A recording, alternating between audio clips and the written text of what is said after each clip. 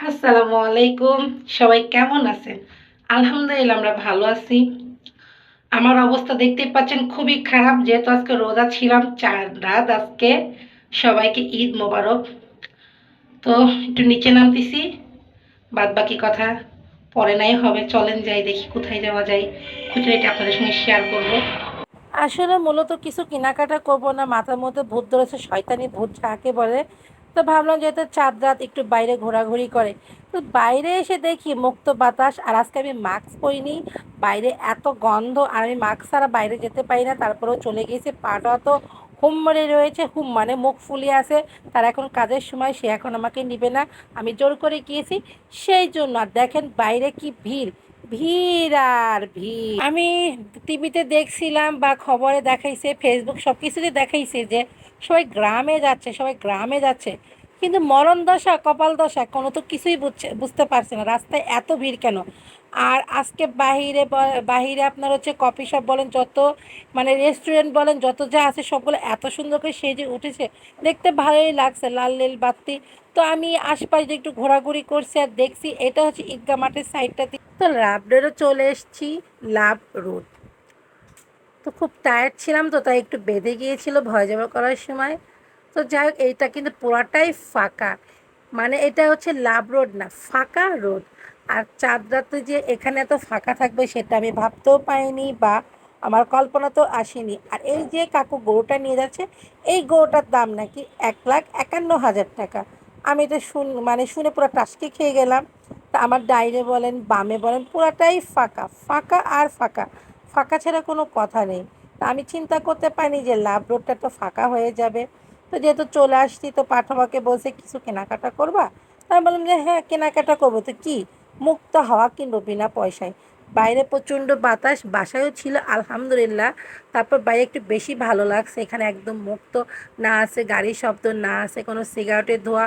দেখছি আমি মন ভরে নিঃশ্বাস নিচ্ছি। তো যাই হোক, তো যেটা বলছিলাম, পাঠার কাছে টাকা বাই করা খুবই কষ্ট। বেশ কয়েকদিন আগে আমি পার্লারে গিয়েছিলাম, সেখানে কিছু ডিও বাকি আছে। তো আমাকে দিচ্ছে আর বলছে যে কয় টাকা হয়েছে, তাই আমি বলছি কয় টাকা, এই 200 টাকা, 250 টাকা, এরকম করে করে ওর কাছ থেকে আমি 350 টাকা বের করলাম। আর এখানে দেখেন বাইরে আলহামদুলিল্লাহ আকাশটা খুবই ভালো লাগছে। আর এই আপু আর ভাই আমার মতো ভোবো করে ঘুরছে। আর যত এখানে লাভরে যত কফি শপের দোকান কি সুন্দর করে সেজে উঠেছে। আর এই যে রিক্সা মামা মনের সুখে গান গেতে গেতে চলে যাচ্ছে। তো রাস্তায় মোটামুটি আছে ভিড়, এখানেও ভিড় আছে। আর এই দেখেন পাঠা তো রেগে মেগে অস্থির, বলছে তাড়াতাড়ি করতে হবে, তাড়াতাড়ি করতে হবে, আমার কাজ আছে, কাজ আছে। আর আজকে বেশি বাইক ভাইয়া বা বাইক মামা বা বাইক আঙ্কেল সবাইকে দেখলাম, দেখেন পুরোটাই ফাঁকা, এত ফাঁকা, কিন্তু বাতাস আছে সেই শুধু রকম শুধু বাতাস। ঘুরলাম, কিছু কেনাকাটাও করলাম না। মাঝখান দিয়ে জাস্ট মরিচা গোড়া করেছিলাম, ওই মামাকে 30 টাকা পেতো, ওটা দিয়েছি। আর রত্নাপুর কিছু বিল ছিল পার্লারে, সেটা দিয়ে এসেছি। এই হলো আমার কাজ, আর কোনো কাজই নেই, শুধু শুধু ঘোরাঘুরি করছে। আমাকে বললো কিছু কেনাকাটা করার জন্য, কিন্তু আমার ভালো লাগলো না। সেই যে এখন বাসে চলে আসলাম। হাসামাসা ঘোরাঘুরি, হাসামিসা ঘোরাঘুরি যেটাকে বলে। আমি তো ভাত খাচ্ছিলাম। আর এদিকে ইউরো শুরু হয়েছে, যারা ইউরো দেখেন তারা তো জানেন ফুটবলে ইউরোপে 26টা দেশ মিলে যে ইউরো শুরু হয়েছে। আজকে ডেনমার্ক আর সাইবেরিয়ার খেলা। আমি প্রথমে এক প্লেট ভাত নিয়েছিলাম, পরে এক প্লেট নিলাম, যেহেতু ঝোল আছে। তো যেটুকু ছিল আমি পুরোটুকু ঢেলে নিলাম, এখন সুন্দর করে গরম ভাতের সাথে মাখিয়ে নিব। একটু কাজ এগিয়ে রাখার জন্য গোশটাকে কষিয়ে নেওয়া হচ্ছে কালকে সকালে নাস্তার জন্য।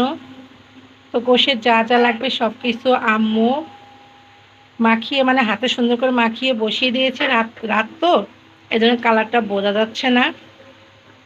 আর রোজা থেকে আজকে সারাদিন এত ক্লান্ত হয়ে গেছি, ভাষায় প্রকাশ করতে পারছি না। এটা কষিয়ে রেখে দিব সকালে নাস্তার জন্য। একটু সকালে ঝোলে দিয়ে দিলে একটু ঝোল টানিয়ে নিব আমরা, তাহলে মনে হবে যে সকালে নতুন নতুন রান্না হয়েছে।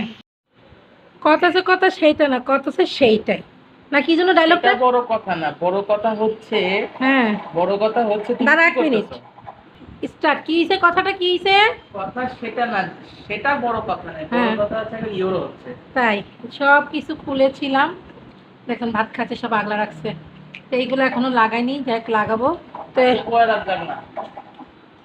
তো ইফতারিতে ছিল হচ্ছে ব্রয়লার, সরি ব্রয়লার না, লেয়ার ছিল, লেয়ার একটু ভুনা করেছিল, ঝোল রেখেছিল, আর চালের রুটি যেহেতু, তো আমি তো খেতে পাইনি, সঙ্গে সুজি করেছিলাম, শরবত করেছিলাম, তারপরে হচ্ছে গিয়ে মানে সুজি বলতে সুজি হালুয়া হয়েছিল, শরবত বানানো হয়েছিল, পেয়ারা কাটা হয়েছিল, খেজুর ছিল, আম ছিল, আমটা কেটে রাখছে, আমটা একটু পরে খাবো। আর কি এলিনার জামা এখন পাঞ্জাবি কিনবে। হেলিরা যাবে পাঞ্জাবি কিনতে গেছে।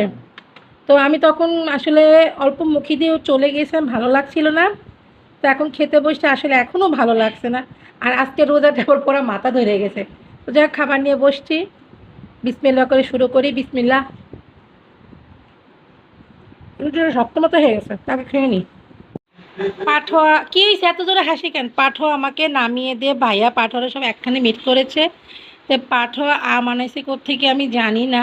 পাঠোয়া, সরি ভুল বললাম, পাঠোয়ার এক বন্ধু আছে হচ্ছে গিয়ে উজ্জ্বল ভাই, ওনার গ্রাম থেকে আম আনাইছে বড় কাকাকে খাওয়ানোর জন্য। তো মোটামুটি 5 কেজি মতো আম পাঠাইছে।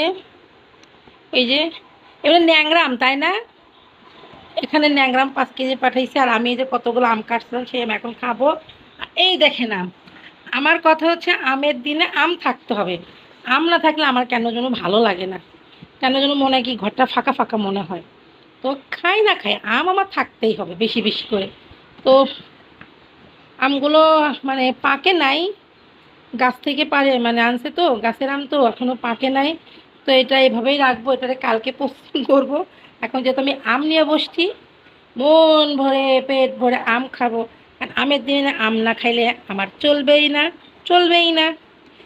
তো আমগুলোকে খেয়ে নিই।